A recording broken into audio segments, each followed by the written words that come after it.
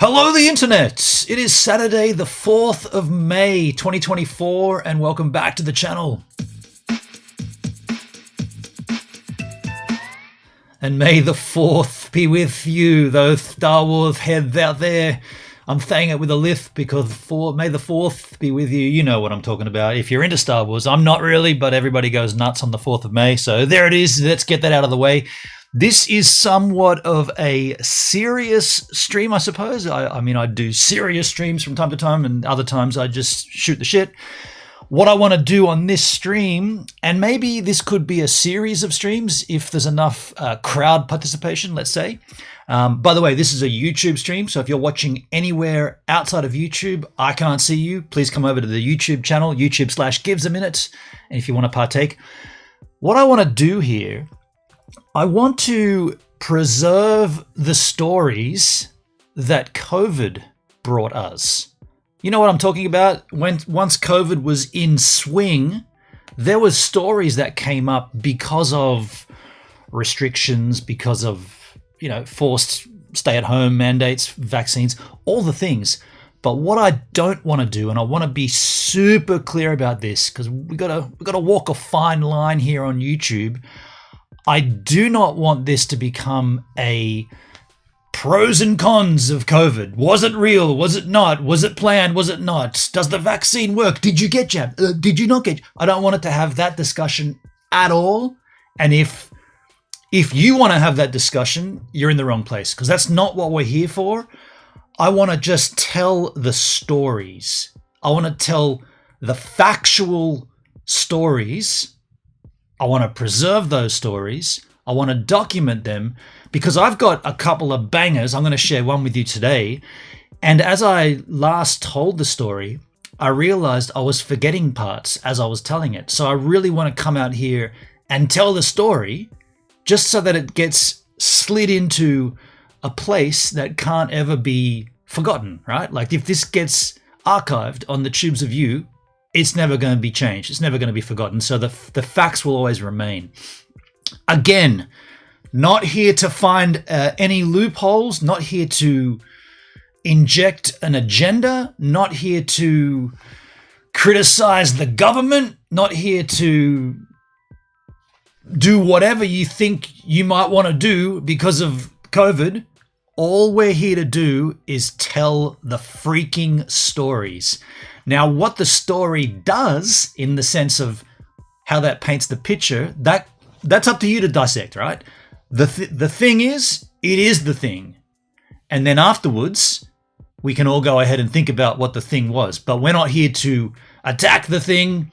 I'm just trying to be so careful because YouTube have a chronic history of demonetizing this stuff. And I don't think it's not fair. It's not fair if YouTube demonetizes this stream simply because all I'm doing, and all I hope you guys do if you catch on to this and want to make it a thing, all we're doing is telling what happened. So with that in mind, there's going to be some parameters here.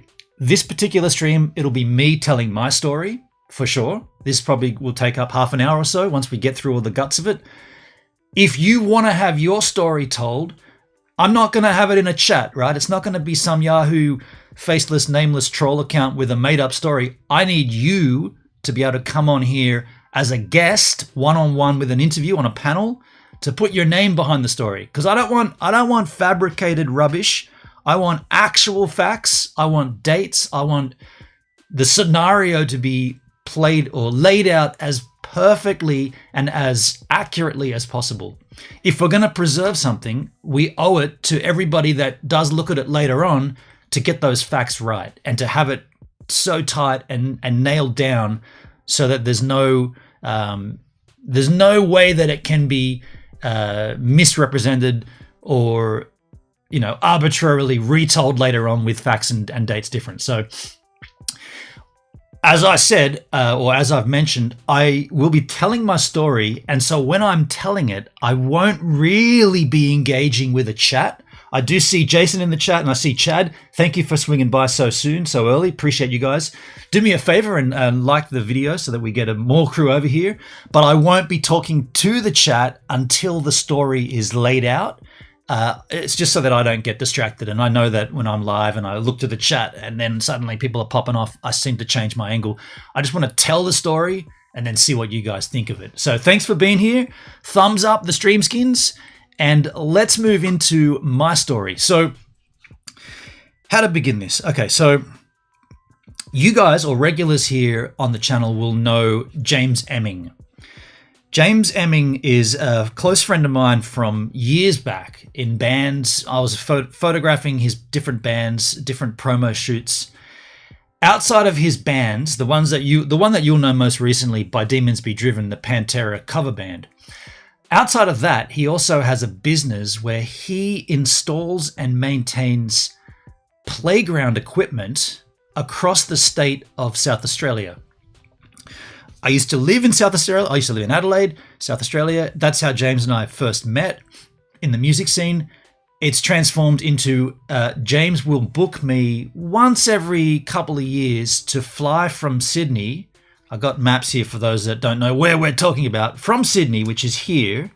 I'll fly from Sydney to, this is Sydney here. I should hover over in case no one knew. That's our capital city in Australia. Of course it is not, but it should be. I'll fly from Sydney to Adelaide. It's a short jaunt, a couple of hours, 1.5, 2 hours in total up and down. The key thing to note here is it's across state lines. So in this story, we're flying from New South Wales. You can't quite see the border. It's this weird, funky straight line, then it wobbles up. We're flying across a border into South Australia. So that's the key. Oh, there you go. See it much easier there. This is New South Wales, this area here, and this is South Australia. So we're flying across a border. That's the key takeaway for that part of the story. Why would someone fly a photographer from Sydney to Adelaide to shoot playground equipment? Well, James always appreciated my work with outdoor lighting. So using flashes, and some people call them strobes, using artificial light to overpower the sun and to create a better dynamic in the photos. He always appreciated that with my work with the band stuff. And so we translated that to working with his playground equipment. And so I would use a whole bunch of flashes and we'd go out onto various locations and shoot these playground equipment. I've got some examples here just to show you, just out of curiosity. This is what his equipment looks like. These are some photos that I've taken. You can clearly see there's been flashes there. It just presents his equipment in a better light. I've got some strobes inside the grounds there. So that's why he booked me. He booked me every couple of years to do this reoccurring job whenever he had these new installs. COVID hits, 2019, I guess, late 2019. COVID's a thing. 2020, COVID's a big thing, right? COVID's popping off. Everybody's locked down and mandated to stay at home. James had work, but I'm in another state.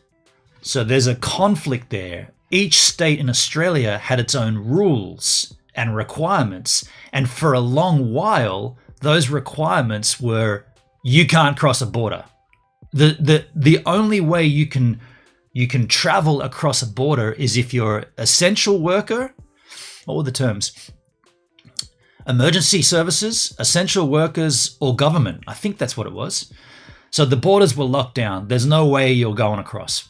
So James and I continually put this off. We constantly talked in the back end saying, well, as soon as there's a gap, as soon as the regulations change, let's get you over here and get this done because I need these photos. You know, business, for a small business owner, it's already a struggle. Add COVID to the mix and shit just became super, super difficult. So we were watching the mandates very, very closely. Now, at that time, I did get jabbed. I got 2 jabs of AstraZeneca. Yeah, AstraZeneca. And that's not really critical to the story, but it is significant in the sense that, okay. I'm just trying to be super delicate here because I don't want to get demonetized. I did get the jab. I got the jab. I'm sitting there. The mandates were you can't cross a border, you can't leave home. There was actually a 5-kilometer lockdown. You couldn't go any further than 5 kilometers from your home. That was a stroke of luck for me because for me, the beach is like 20 meters that way, so I could go surfing. I was good. But we're waiting to do this job. At late 2021, So we've now gone from COVID starting in late 2019. All of 2020 was you're done, nothing, right? Late in 2021, it was actually December. The mandates changed and there was an opening for people to fly between states and between New South and South Australia. This was a thing. You could do it. You had to be jabbed though. So you had to have had the jab, two thereof, which I had already done. So I was good, right? I was good to do this. There were other requirements from New South, from the departure state. I needed to get a COVID test from my town where I live here. I needed to have my medical records in my Medicare, what's it called? Service New South Wales. It needed to be there. It needed to be documented. I needed to have that on my possession for the exit flight from New South. And then consequently, upon arrival in South Australia, which is the state that Adelaide's in, I needed to have those things, plus I needed to get a test upon arrival. So as you land in Adelaide, you needed to get a test to prove that you're, as I was saying, to prove that you're innocent. I never used it as positive and negative. I used it as you're innocent or guilty. That was a little sadistic of me, but yeah, I needed to prove my innocence. So with all that in mind, James and I went ahead and booked this job. It would have been a series of 2 days of shooting all throughout metropolitan Adelaide and also into regional areas. And I went ahead and bought a ticket and boarded a plane. By the way, this is James's Playmazing. If you wanted to go and check it out yourself, this is his business. So yeah, we finally got this window to do it. So now the story translates from getting on that plane and arriving in South Australia. And this is where the crux of the story comes into play, because I've set everything up and now I'm going to explain. Now I'm going to tell you the part of the story that I really want to have documented, and that's why I'm doing this stream. So I land in Adelaide on a plane that was relatively full, not a full plane, but certainly people were traveling. By the way, extremely expensive to fly at that time. I mean, that flight, I've seen those flights down to like $99, and I think this was close to $500 return or something. So it was a big outlay just because COVID, right? They jacked up the prices for everything. One thing I will note is that there was a seat. I'm sitting in my seat, and then there's a vacant seat, and then there's another passenger. So this was mandated that there'd be a vacant seat next to me. And I thought that was very, very strange because the seat directly in front of me was filled. So, and again, I'm not here to poke holes at anything. I'm not here to dissect the rules. I'm just stating what it was. The rule was, no, you can't have anybody on either side of you, but you can have somebody right there in the seat in front of you. So I'm coughing and spluttering onto the dude's head behind. The guy in front of me is copping all of my breathing, basically. But there's no one next to me. Thank goodness I wasn't turning my head each time and breathing, but I was effectively breathing. And yes, we all masked up, right? We were masked up. I wanted to point that out because it seemed strange at the time. It seems strange to say it now, but that's what the mandate was. So we arrive in South Australia. I know that I've got to go immediately and get tested.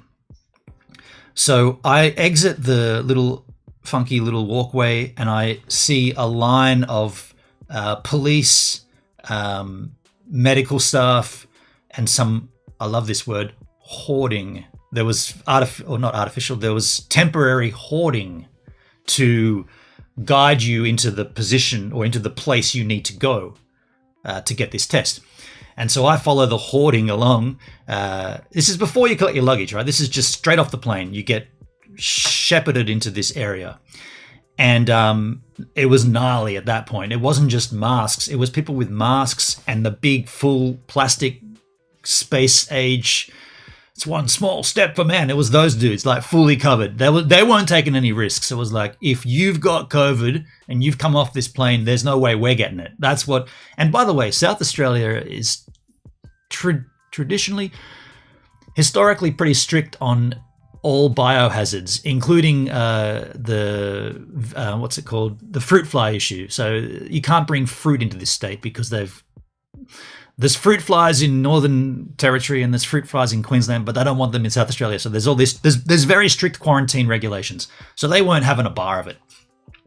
So I go up to this hoarding and I get to this desk and I say, here's all my stuff from New South. Here's all of my proof that I've got the test before I left. I've got the jab. There's the proof of it. Here I am. Here's the reason. You have to have a reason for being there. Here's the reason I'm in Adelaide. It's for work. Here's everything. Now I understand I've got to get a test here as well. And that's when the strangest thing happened. In all of this saga, this is the strangest thing. And I'm not lying about this, right? This is not made up. That person says, you've got to go and get tested that way. And I was like, okay, where's that? Like, and it was a she. She says, you've got to go and collect your luggage, exit the building, the airport, and you will see directly to your left a lineup of people waiting to get a test. And I was like, run that by me again. Where do I have to go? She said, go and get your luggage, exit the building, enter the line. And I was like, but I'm a fresh arrival. I've just come off the plane. I'm new to South Australia. Shouldn't we be in the quarantine area? Like there's all this hoarding and all you guys with your masks and everything. What are you're saying I should exit and enter the public line? I said, what are they doing down there? What's the lineup for? And she said, that's people traveling ex-Adelaide. They're departing Adelaide and they need to be tested. I was like, okay, that makes sense. You've got your exit laws. So did we from New South. But you want me to join that line? And she said, yes, you've got to go down there. And I was like, but hold on. Won't I effectively infect the lineup if I go into the public area? I can't go into that space. I'm guilty, right? As far as you guys know, I'm guilty until I get tested. So I can't enter that space. She said, but you've got a mask on. I was like, yeah, but there's all conversations about the efficacy of the masks. There's all these conversations about whether there's even a point to wear one. And you want to put me into that space. I was like, that doesn't make any sense. No offense, but what? After all this, you've got to get your proof, you've got to do all your things, and then the most critical thing, getting a test, you're going to put me into the main public area with everybody else? I was like, okay, well, you make the rules. Are we done here? Like, is everything? And she said, yeah, you've checked everything out. You've proven this and that. You're good. I was like, okay, all right, I'll go. See you later. I walked out, went to the luggage carousel, got my Pelican case, exited the building, and Adelaide Airport, if you've ever been there, it's tiny, right? It's a beautiful, small, cozy little airport. And I look across the way, past those epic transitions that skateboarders will know. I look through and I see my guy, I see James in the Kissin Park. They call it a Kissin ride. I see him there. And so I get on my phone. I'm like, hey, man, I got to be a few minutes. I just got to go and get this test. And he's like, yeah, cool. You can't stay there. He said, I'll just do another circle around and come back. And he's like, cool. So I take a left. I see this epic lineup. And I'm like, fucking hell, really? I've got to wait in this line? Like this line, there's like probably close to 100 people in this line. And I'm at the back of it. And I'm a new arrival. And my guy's there doing a circuit. It's going to take 7 or 8 circuits until I'm done here. So I joined that line. First of all, I can't believe I'm in the line because I'm a newcomer to the state and I could be infecting everybody. So after a short amount of time of waiting, I decide to queue jump, but I'm doing it with explanation. So I tell people, hey, I'm going to jump ahead here. Bear with me. It might not work and I might have to come back, but I am going to try and do this. And people were upset and they're all yelling and screaming. I'm like, you guys are exiting Adelaide. I'm arriving. I feel like I should have some kind of priority here, right? I'm not going anywhere. I've arrived. So I went ahead and did it, and as much to the dismay of everybody around me, I went to the front and I spoke to the guy and I said, "Hey, man, I don't want to be rude about this, but that's how it sounds to somebody when you're wearing a mask. I'm a new arrival here to Adelaide, and I've been told I've got to get a test here." I won't do that too much longer, but the point is made. I said, "I've been told I've got to get a test before I enter South Australia, even though I'm technically already in South Australia, but, you know," and he's like, yeah, you've got to get your test here. So I say, "Look, is there a separate line for arrivals versus departures?" And he said, "No, it's all one line, all one queue," for those that use the word queue. And so I was like, well, my guy's literally right there waiting, and he's got to keep doing these loops in this stupid kiss and park crap. And what? And he's like, then the guy said to me, and this will blow your head off, right? This will absolutely blow your head off. I am not making this up. This is legitimately what he said. He goes, "Oh, did you say you're an arrival? You just arrived here?" I said, yeah. I've just come off a plane. He goes, "Oh, you've got 48 hours to get your test." I was like, "What?" He goes, "Yeah, you can do it within the first 48 hours of being here. You haven't got to do it now." My head did this epic swivel. I was like, "What did you just say? I can take this test within the first 48 hours of being in this state, in this state, the state of confusion, in the state of South Australia. I don't have to get it immediately." He said, No. If you've just arrived here, all you've got to do is get tested within 48 hours, and you can get that test anywhere in any of our testing centers." I was like, "Okay, thanks." So I grab my Pelican case, I beeline it straight to James's car. I get in his car and I say, "Dude, you're not going to believe this." And he's like, "Well, what happened?" And I'm like, "I've got to get tested. I don't have to get tested immediately. I can get tested in the first 48 hours, and I can do it anywhere I like."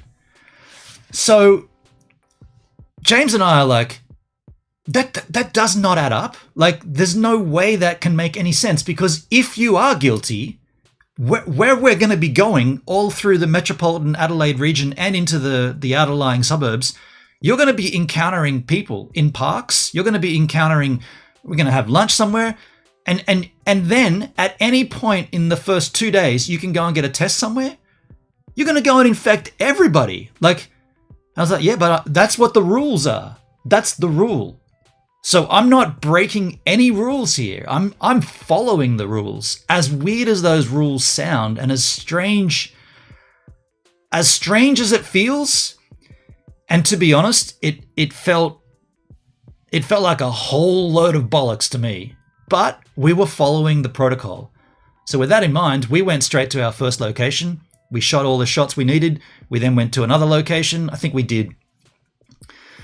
like we did 4 or 5 different installs that afternoon. We had a late lunch somewhere. I think we went to a pub. We had beers. Basically, when I heard that, I was like, well, fuck, let's do the job first. Let's get the job done. And if we happen to drive past a testing center, we'll get tested.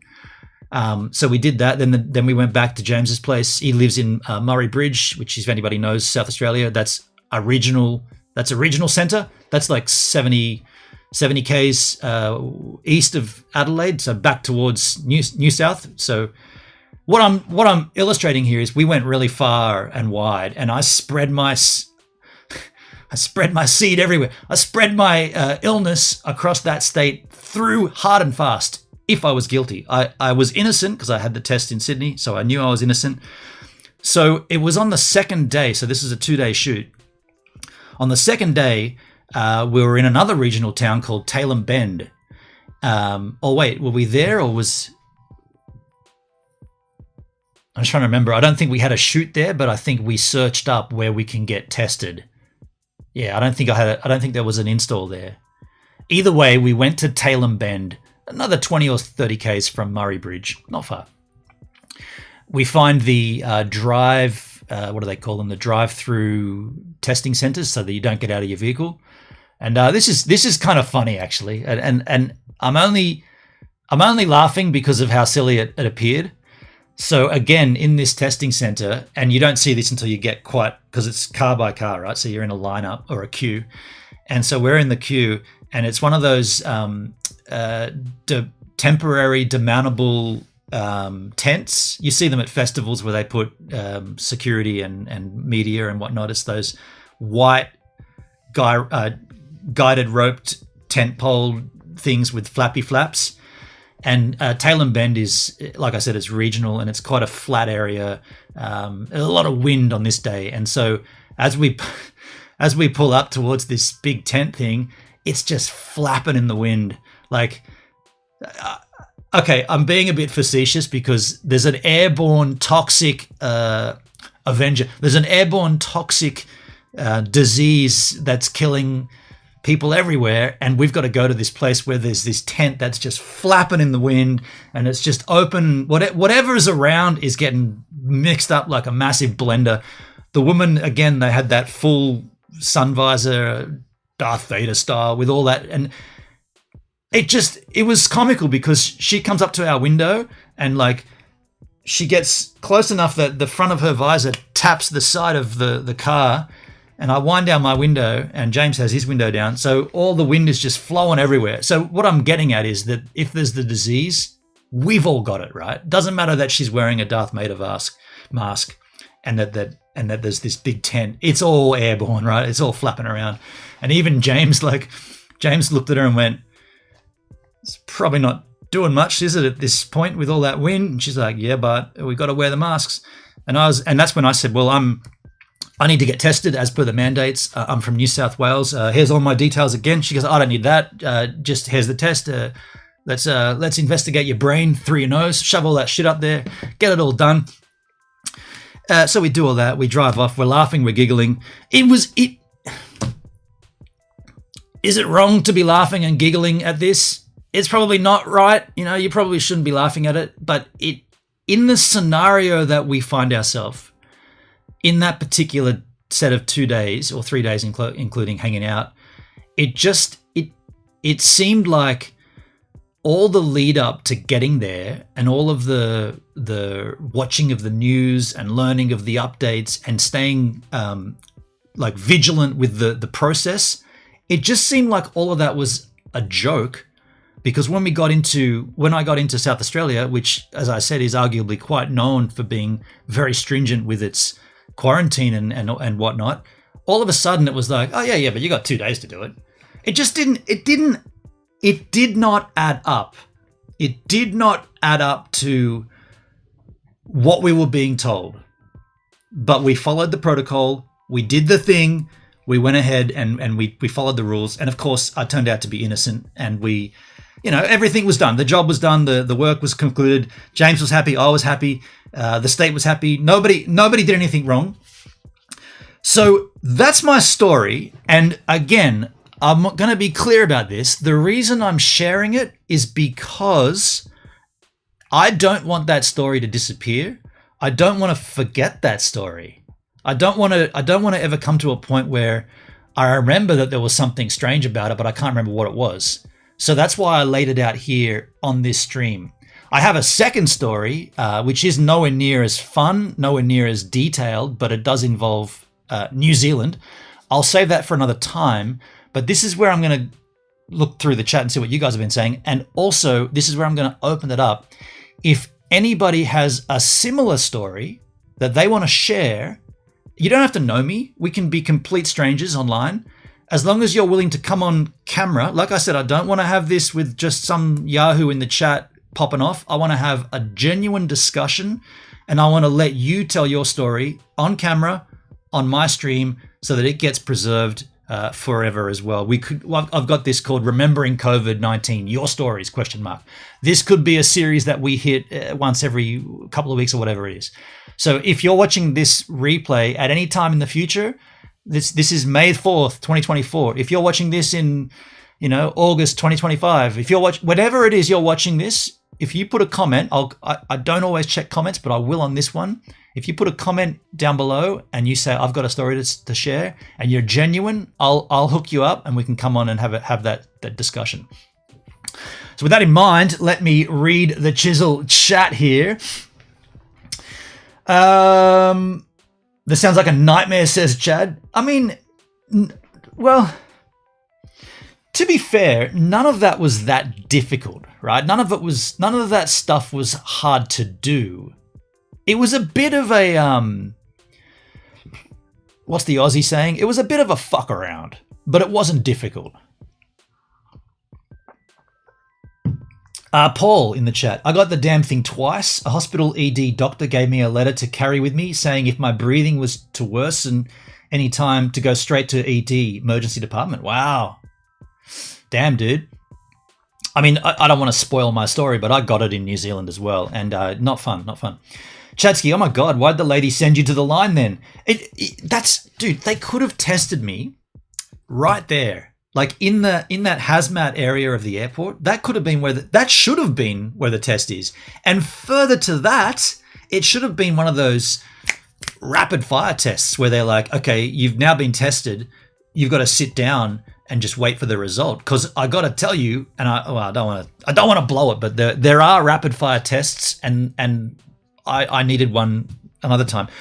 The point I'm making is the test that I got out at Tailem Bend was one that you get tested, and then within the next 24 to 78 hours, you get a result. So there's a 4-day wait. So you get the 2-day leniency from upon arrival, then you get tested, then you got to wait another 48 to 72 hours to get the result. So you've basically got 4 days. And they did not say, sir, you need to isolate, right? That was the big thing. 2-week isolation whenever you've moved anywhere. That was by December 2021, 2-week isolating, that was gone. That wasn't a thing. They knew, and I explained it. This is what I'm here to do in this state. I'm here to drive around regional Adelaide and into Metro Adelaide and into the regional areas and shoot photos at parks where children are, right? That's what I'm here for. And they knew. They didn't say, sir, and by the way, it couldn't have worked other ways, because if I had to fly in and then isolate for 2 weeks, James wasn't going to pay me for 2 weeks to sit in a hotel, was he? So it wouldn't. The only way it would have worked is if we were transparent and if we were upfront about what we were doing, and everybody agreed that we weren't breaching any terms. Flosky, hello, how you doing, Flosky? I got so tired of hearing Fauci saying follow the science. That was such a nonsense thing of world history. I mean, look, you like I said many times, I don't want to entertain that conversation here. I'm not here to enter arguing about who said what, when they said it, where they said it, and what changed. I'm not here to do that. All I'm here to do is tell the story of what happened factually. So no one can twist this and say this is COVID misinformation, because that's what YouTube do. They say misinformation, demonetized. None of this is misinfo. This is exactly what happened. And I tell you what, if YouTube demonetized this, I will fight this for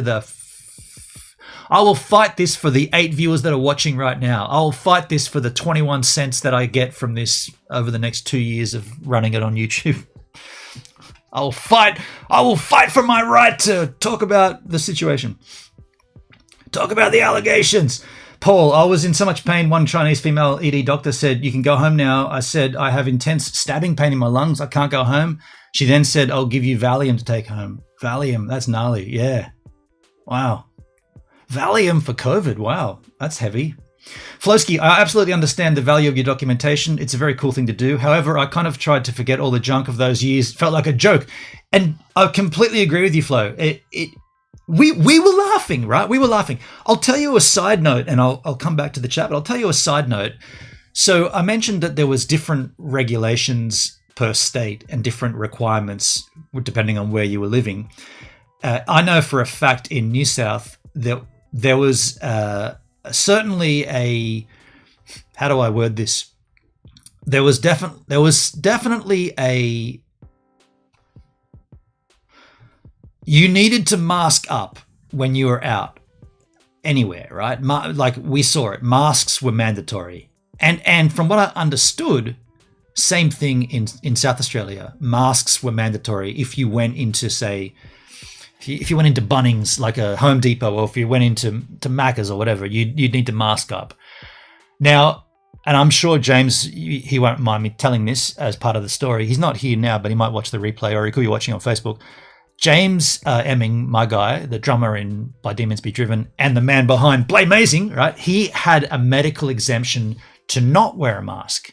So he did have the documentation that stipulated he does not need to wear a mask.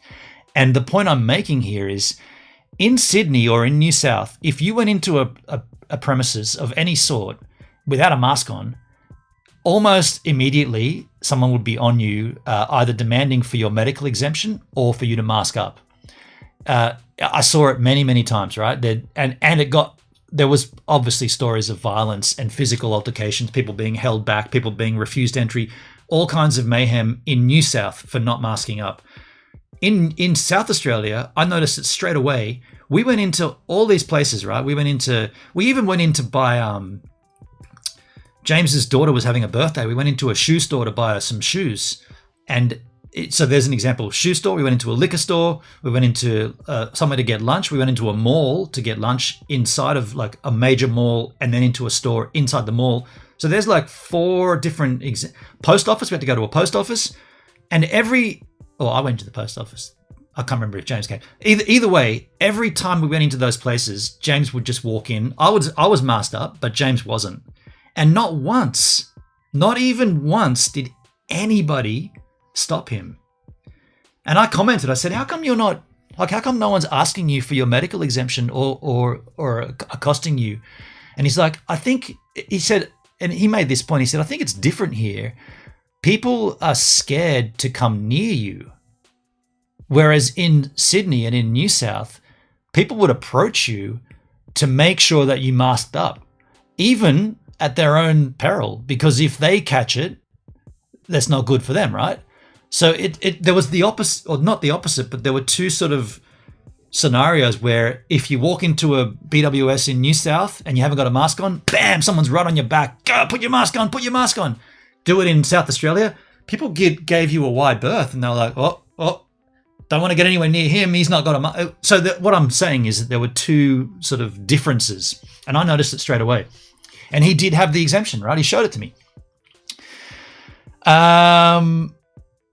But yeah, and so Flo, when you said, I understand, I want to forget all the junk of those years, it felt like a joke. It did. It felt like a joke. For sure. Flosky, at the same time, I'm aware that many people with compromised health were done in by this disease, so that part is no joke. Yeah. And I think that there's certainly a line. It's a strange line to walk, because I'm remembering what I recall from that particular time. I'm fortunate enough that I didn't have anybody close to me that passed because of COVID. I never saw anybody in my circle that passed because of COVID, yet I definitely saw all through the news the conversation about people passing. So it's not a joke. It's weird, isn't it? Comedians can make a joke about anything and say it's a joke. You're supposed to get a giggle out of it. It's supposed to lighten the sitch. I guess that's kind of the way I'm looking at it. Like, it's not a joking matter, but there has to be a part of it that you can look at and reflect and say, that seemed like a joke. Or everything I've just outlined in this storytelling, it seemed like a joke, right? Does all that stuff not add up? Like, when you piece all that together, it's a joke, right? That's got to be a joke, because none of it concludes to the same. It doesn't add up. I mean, is it necessarily a joke then? No, maybe it's not. Maybe the joke is the wrong word, but it didn't. There's no way I could compute all that together and come away from it with, and to be fair, with respect. I couldn't walk away from that scenario and go, no, they all know what they're doing. The only conclusion I could get from that is nobody knows what they're doing here.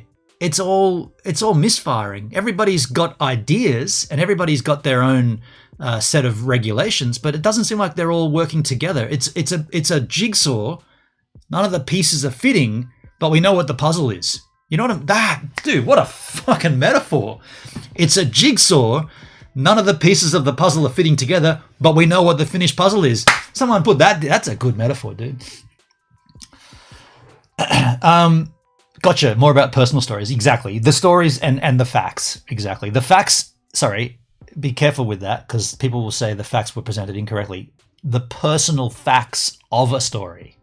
So my story, which I just told, that story is personal to me and James, and those are the facts behind it. And that's the point of this. I don't want to lose that story.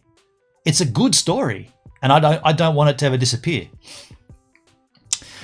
Flosky, when I saw many people wearing masks in their car while driving around with no one else in the car, it annoyed me greatly. So glad all the paranoia is mostly over. Dude, I saw that a couple of days ago. A person driving a motor vehicle with a mask on. I mean, whatever makes you feel... I don't think that was mandated to wear a mask in a vehicle, but if it made you feel safer, by all means, you know? I wear a stack hat when I go swimming. It's up to you, you know? What? Only an Aussie would know what a stack hat is. Rowbank stack hat. Utter nonsense. Yeah.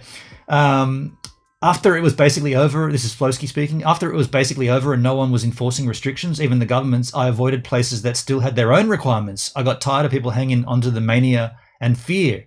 Right. For me, I experienced absolutely zero fear. I was just annoyed seeing everyone around me developing crazy phobias. So it was more like a mental torture enforced on me when I had no reason to feel the way I was told to feel. So you had an internal struggle by that sound. At least lots of C grades. Right, Chad. Now, at this particular juncture, should I just confirm no one is chatting outside of YouTube? I've instructed everybody to come across to YouTube. I think everyone's on YouTube. Yeah, it's all on YouTube here. No, Black Widow's over on DLive and Netsky's on Kick. Yeah, come on over to YouTube if you want to have your discussion points. Thank you so much for swinging by, though, on Kick and on DLive. What the hell? Chadsky, sorry, my previous message got censored. Right on. Okay. I didn't do it, but there you go. Among other things, COVID-19 was basically a pop quiz for global infrastructure, and I don't think many countries passed the test. Now, look, unless you've got some story related to that and you want to explain it, I'm not going to touch onto that. I think in the sense of being like in the sense of brevity and keeping this concise, I'm going to wrap the stream here. I want to extend the offer one more time though. If anybody watching this has a story similar or not similar, but something aligning to what I was just telling to my story, I would love to have you tell it here on stream. I would love to be able to share your story. Again, you've got to be willing to come on camera with a face. I'm not putting up with faceless, nameless trolls that just make up shit to get the internet listening. I want legitimized stories. That's why I proved it with the photos. That's why I proved it with the map of Australia. That's why I proved it with James's company, playmazing.com.au. That's why I proved everything. I don't want this to ever get into a point where he made that shit up. These are facts from COVID-19. I want dates. I want times. I want places. I want you to be as specific as possible. I want you to explain in detail what happened. I'd also want you to explain how that made you feel, right? Whether you were innocent or guilty. And I use those terms like whether you were testing positive or testing negative. I don't know why I started that back in the day. I do know why. It's because I felt like I was getting treated like I was guilty before I'd done anything. And I'm guilty of other things, but not that. Flosky, one thing that would be interesting to document is all the businesses that closed directly as a result of the shutdown. Yeah, true. Yeah, I mean, there was cafes and stuff that went out of business. And so, yeah, look, if that is your story, if anybody has that as their business, you know, and it shut them down, then definitely I'd love you to be able to come out and explain exactly what happened, how it went down, and have all the facts. And I will tell you not next week, but I'll let this simmer for a while. But then I will tell you my second story involving New Zealand. Not as good as this one. This one was my banger story. I came out with guns blaring. This was the good. This was the funny. This was the upfront funny story. The other one isn't as funny, but it's worth documenting. It's worth noting. Also, please like and share this video. I feel like YouTube's going to slam this one. They will demote it. They will push it down, and you can fight against that by thumbing it up, liking it, so giving it a thumbs up, and then sharing it with people. You can just share. You can get a timestamp. In fact, I'll go down and after the stream, I'll timestamp where the story starts. So if you want to just share the story, you can do that. Because I tend to waffle on, and you know, I'll do that again and again and again. But that's how we can help. That's how you can help. Appreciate you guys in the chat. Chad, Paul, Flosky, Jason, thanks for being here. Go out there and have yourselves a good time. May the 4th be with you. 4th of